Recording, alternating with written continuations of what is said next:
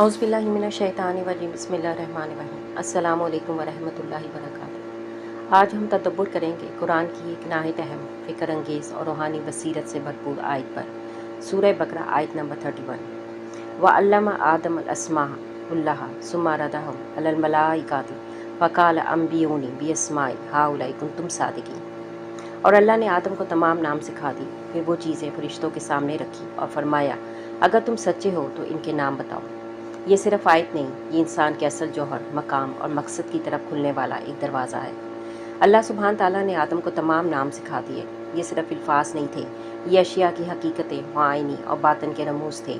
ये इस बात की अलामत है कि इंसान का असल हुनर, इसकी पहचान, इसकी खिलाफत सब इल्म से जुड़ी हुई है। अल्लाह ने वो सब आदम को सिखाया जो फरिश्तों को नहीं मालूम था।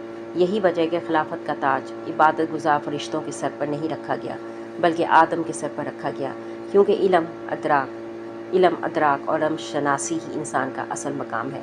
फिर अल्लाह सुब्हान ताला ने वो सब कुछ फरिश्तों के सामने रखा और फरमाया, अगर तुम सच्चे हो तो इनके नाम बताओ। ये गोया अल्लाह सुब्हान ताला का फरमान था, इबादत तुम करते हो, तस्बीह तुम पढ़ते हो, लेकिन इल्म सिर्फ वो जानता है जिसे मैंने सिखाया।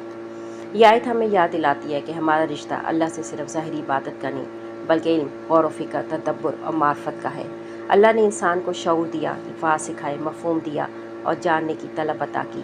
बस जो सीखने का सफ़र अख्तियार करे वही खिलाफत का अहल बनता है। अगर ये वीडियो आपको पसंद आए तो लाइक और सब्सक्राइब ज़रूर करें और कमेंट्स में बताइए कि आप इस आयत के बारे में क्या सोचते हैं। अस्तगफिरुल्लाह रब्बी मिन कुल्ली ज़ंबी व अतूबु इलैहि।